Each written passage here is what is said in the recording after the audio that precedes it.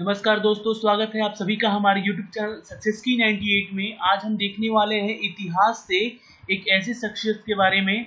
Quiz है ये सारा का सारा, और जिनका नाम है औरंगजेब। जी हाँ, औरंगजेब के बारे में हम आज डिस्कशन करने वाले हैं, जिनका शासनकाल 1658 से लेकर 1707, जी हाँ 1707 में उनकी मृत्यु हो गई थी। 1658 से लेकर 1707 ईस्वी तक इनका शासनकाल रहा, और इनके बारे में कुछ जानेंगे दिलचस्प बातें। तो चलिए हमारे साथ बने रहिएगा और इस वीडियो के लास्ट तक, और चैनल को सब्सक्राइब कीजिएगा। बहुत बच्चे अगर सब्सक्राइब नहीं किए हो तो, और वीडियो को शेयर कर दीजिएगा ताकि आपके दोस्तों को इन सब सारे क्वेश्चन के कलेक्शन मिल सके किसी, है ना, और वो अपने एग्जाम की तैयारी कर सके। और बहुत बच्चे कमेंट कर रहे थे कि सर एसएससी में या रेलवे में हिस्ट्री का पार्ट हटा दिया गया है, तो ऐसा बिल्कुल नहीं है। मैं आपको क्लियर बता दे रहा हूँ बच्चों। बहुत सारे ऐसे बच्चे हैं जो पढ़ते नहीं है, दूसरों को डिमोटिवेट करते रहते हैं, ठीक है। तो आप उनकी बातों पे ना जाइए, ठीक है। अपनी स्टडी को देखिए, सिलेबस आप चेक कर सकते हैं इसके वेबसाइट पे जाकर, रेलवे की वेबसाइट पे जाकर, ठीक है। इनफैक्ट एसएससी की वेबसाइट पे जाकर सिलेबस चेक कर सकते हैं आप लोग, कोई हटाया नहीं गया है। हिस्ट्री का सिलेबस, ज्योग्राफी का सिलेबस, ठीक है, इकोनॉमिक्स का सिलेबस, और कोई हटाया, कोई चेंज नहीं है, ठीक है। तो सारे के सारे क्वेश्चन आएंगे। अगर डायरेक्ट क्वेश्चन हिस्ट्री से नहीं आएगा तो आपके जो बच्चे पीसीएस एग्जाम दे रहे हैं उनके लिए तो बेनिफिट है ही यहाँ से वो सब कुछ पढ़ना, ठीक है बच्चों। तो खैर उन सब बातों को इग्नोर करते हैं जो डिस्टर्बेंस एलिमेंट है, और उन सब की बातों पे आप लोग ना जाएं। अपनी तैयारी में मस्त लगे रहें। सबसे अच्छी बात है कि हमारे बच्चे जो हैं चैनल पर जुड़े हुए हैं, वो अच्छा ग्रो कर रहे हैं, क्विज में शामिल हो रहे हैं और हमारे साथ जुड़े हुए हैं, ठीक है। तो आज का जो क्विज है वो है औरंगजेब के बारे में। तो चलिए जानते हैं कुछ औरंगजेब के बारे में, कुछ उनके जीवनी के बारे में। तो देखिए, मुगल साम्राज्य के औरंगजेब, जी हाँ मुगल काल के औरंगजेब, इनका जन्म जो हुआ था 4 नवंबर 1618 ईस्वी में दाहोद जो है एक उज्जैन जो जिला है एमपी का अभी फिलहाल में, ठीक है, वहां पे दाहोद है, ठीक है। वहां पे इनका जन्म हुआ था कब? 1618 में। ये नोट कीजिएगा, इंपॉर्टेंट चीज है, ठीक है। और इनकी जो मृत्यु हुई थी मार्च 3 यानी कि 3 मार्च 1707 ईस्वी में अहमदनगर, जी हाँ अहमदनगर में इनकी मृत्यु हो गई थी। इनको दफनाया गया था टॉम्ब ऑफ औरंगजेब, जो है औरंगाबाद डिस्ट्रिक्ट महाराष्ट्र में पड़ता है, ठीक है। औरंगाबाद देखिए बिहार से भी है एक जिला, जो कि कंफ्यूज नहीं होइएगा, औरंगाबाद डिस्ट्रिक्ट महाराष्ट्र में है, इसलिए याद रखिएगा महाराष्ट्र में ही इनका जो दफन किया गया था, इनके शव को, किनके? तो औरंगजेब को, ठीक है। इनके माता पिता, यानी कि इनके माता पिता थे शाहजहां, जी हाँ, और मुमताज महल, ओके। और इनके जो बच्चे थे वो थे बहादुर शाह प्रथम, मोहम्मद आजम शाह, जेब उन निशा, और भी थे मोर, मतलब यहाँ लिखा हुआ, मतलब और भी थे इनके बच्चे, पर उनका डिस्कशन नहीं है, पर इनका इतिहास में डिस्कशन है, इसलिए इन तीनों का नाम रखा गया है, ठीक है। इनकी जो पत्नी थी नवाब राज बाई बेगम, जी हाँ नवाब राज बाई बेगम इनका नाम था, जो कि 1638 से 1691 तक इनके जीवन काल था, ठीक है बच्चों। तो चलिए देखते हैं आज का हमारा जो क्यूज है। ये छोटी सी जानकारी आपको दे दी हमने कि आगे इनसे रिलेटेड क्वेश्चन बनते हैं, ठीक है। तो क्वेश्चन को नोट, इन सब सारे नोटिफिकेशन जितने भी मैंने आपको दिए हैं यहाँ से नॉलेज यहाँ का इनके बारे में, तो इससे नोट कर लीजिएगा ताकि क्विज में आपको हेल्प करेगा, ओके बच्चों। तो चलिए देखते हैं। और इनके बारे में एक चीज बता दूं कि औरंगजेब के बचपन का अधिकांश समय नूरजहां के पास, यानी कि जो इनकी माँ थी, इनकी सौतेली माँ थी नूरजहां, जो शाहजहां की पत्नी बनी थी आगे जाकर, ठीक है, नूरजहां, और उनकी पास इनका जीवन काल, पूरा बचपन जो है बीता, ठीक है। 18 मई 1637 ईस्वी को फारस के राजघराने की दिलरास बानो बेगम से, नवाब राज जो है वो दिलरास बेगम, जो दिलरास बानो बेगम से औरंगजेब का निकाह हुआ था। कब?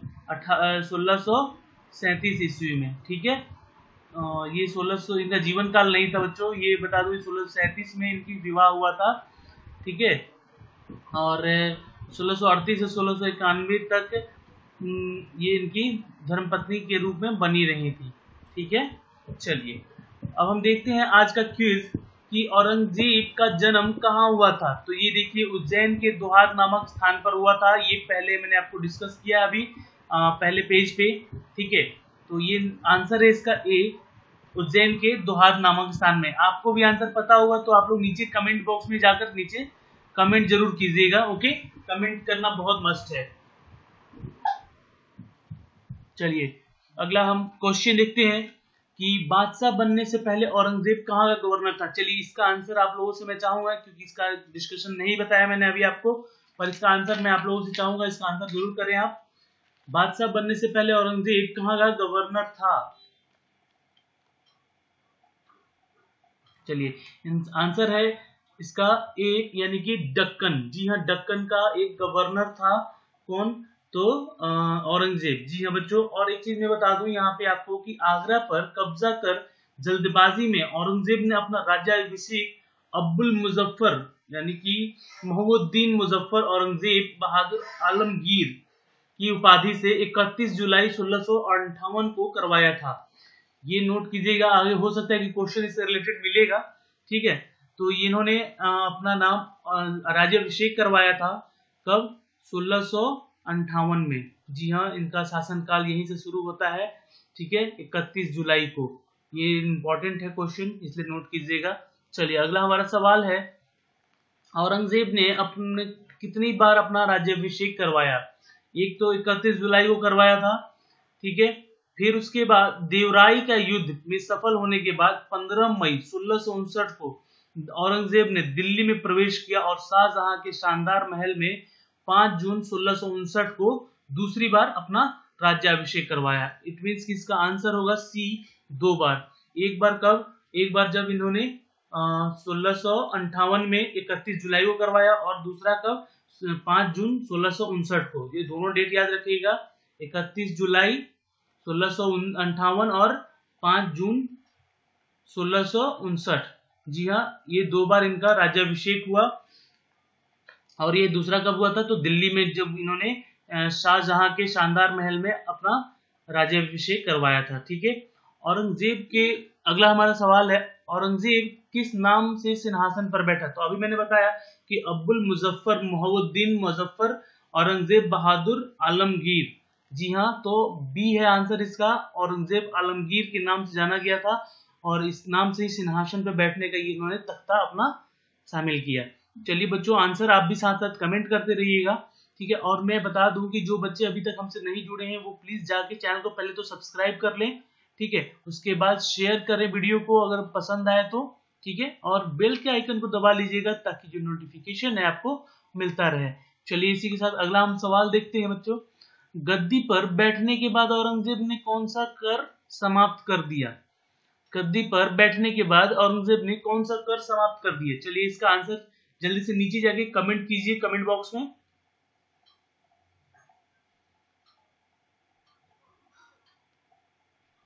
चलिए इसका आंसर बताता हूं, इसका आंसर है डी, यानी कि राहदारी और पानदारी का इन्होंने कर जो है वो समाप्त किया था, ठीक है बच्चों। इसको नोट कीजिएगा, राजदारी और पानदारी का कर जो लगता था पहले, उसमें शाहजहां के समय में ये कर लगाया गया था, और इस कर को इन्होंने समाप्त कर दिया, ओके।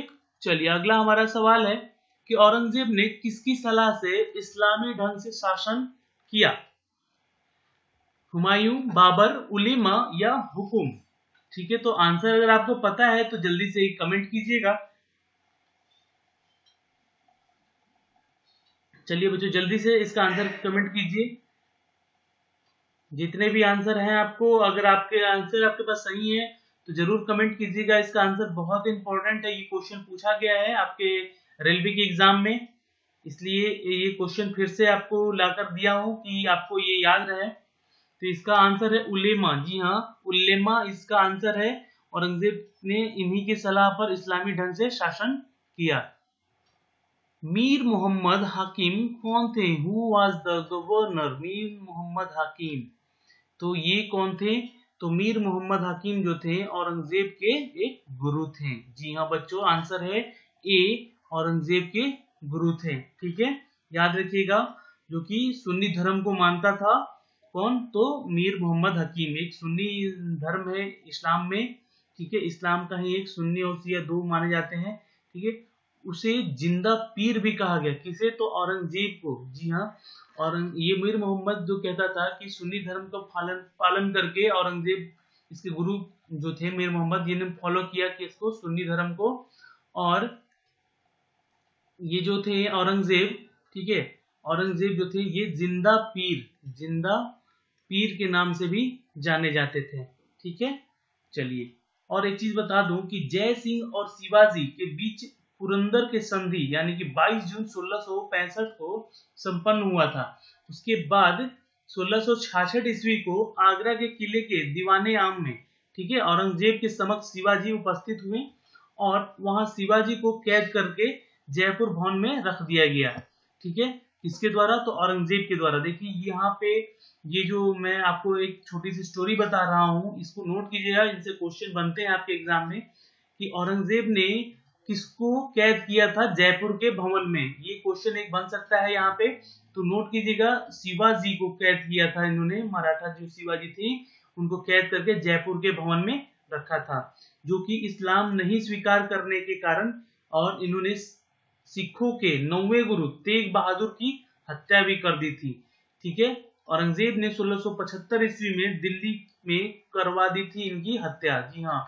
याद रखिएगा, शिवाजी को इन्होंने कैदी बनाया, कहाँ पे? जयपुर के जेल में, ठीक है, जयपुर में।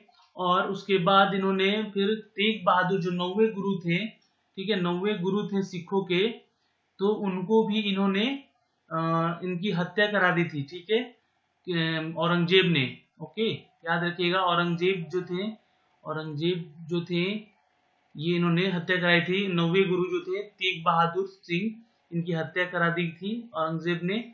क्यों? क्योंकि इन्होंने इस्लाम धर्म कबूलने से मना किया था, ठीक है, याद रहेगा आपको। चलिए, अगला हमारा सवाल है कि औरंगजेब किस धर्म को मानता था? तो वो सुन्नी इस्लाम को मानता था, ठीक है, नॉट शिया, सुन्नी इस्लाम को मानता था। आंसर है इसका बी। कमेंट कीजिए आंसर अगर आपको इसका आंसर पता होता तो, ठीक है बच्चों। चलिए, अगला हमारा सवाल है कि औरंगजेब ने अकबर द्वारा शुरू की गई किस उत्सव को समाप्त कर दिया?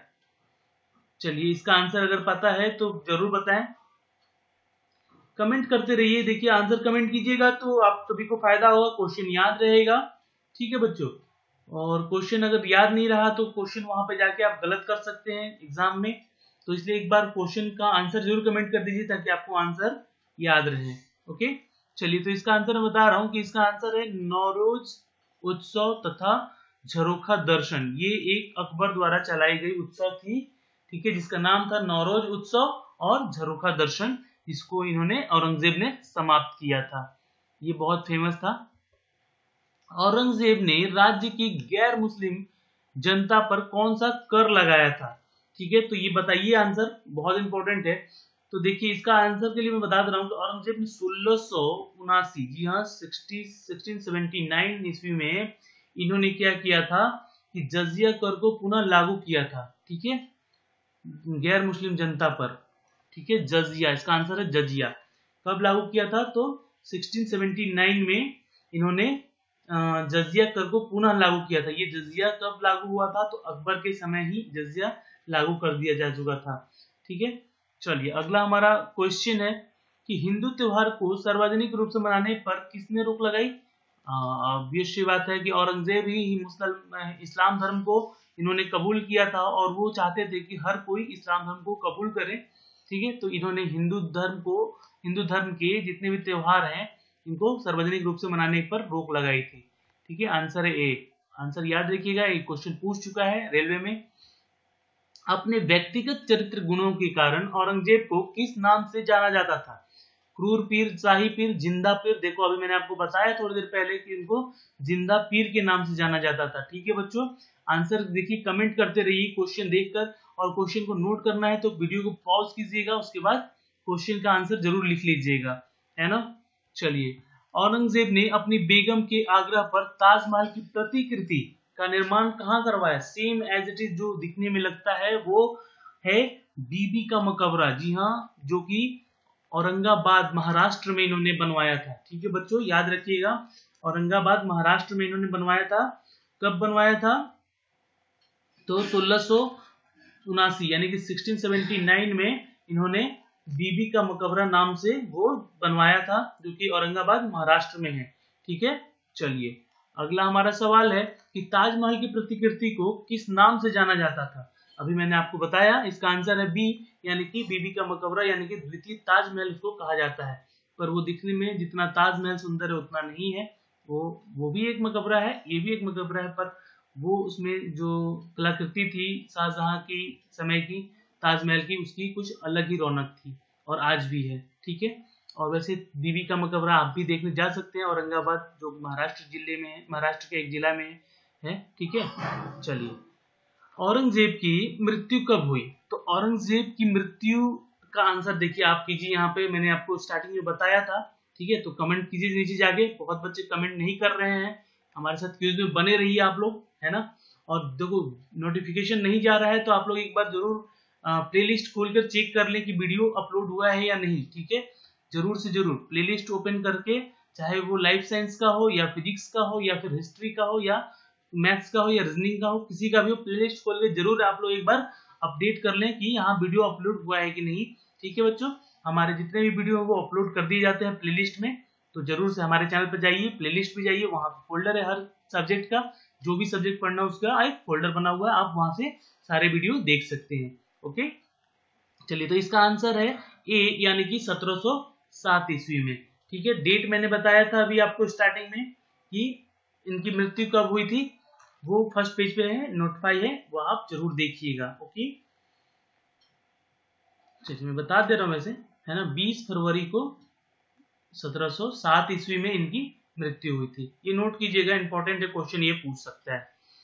अगला हमारा सवाल है कि औरंगजेब को कहां दफनाया गया था। तो इनको दफनाया गया था डी, यानी कि दौलताबाद में स्थित एक फकीर बुहारुद्दीन के कब्र के आहते में, इनके बागीचे में। जी हाँ, बुहारुद्दीन जो थे वो एक फकीर थे जो कि पीर के नाम से जाने जाते थे, इनको वहीं पे, और इनको भी जिंदा पीर के नाम से जाना जाता था, इसलिए वहां पे इनको दफनाया गया। ठीक है बच्चों, तो दौलताबाद याद रखिएगा, सिर्फ ये क्वेश्चन का ऑप्शन रहेगा आपके एग्जाम में, मैंने ये थोड़ा डिटेल देने की कोशिश की है। ठीक है बच्चों, तो चलिए आज का जो हमारा क्विज था, एक और क्वेश्चन देख लेते हैं कि औरंगजेब के समय कौन से विद्रोह हुए। जाट विद्रोह, सतनामी विद्रोह, राजपूत विद्रोह और सिख विद्रोह।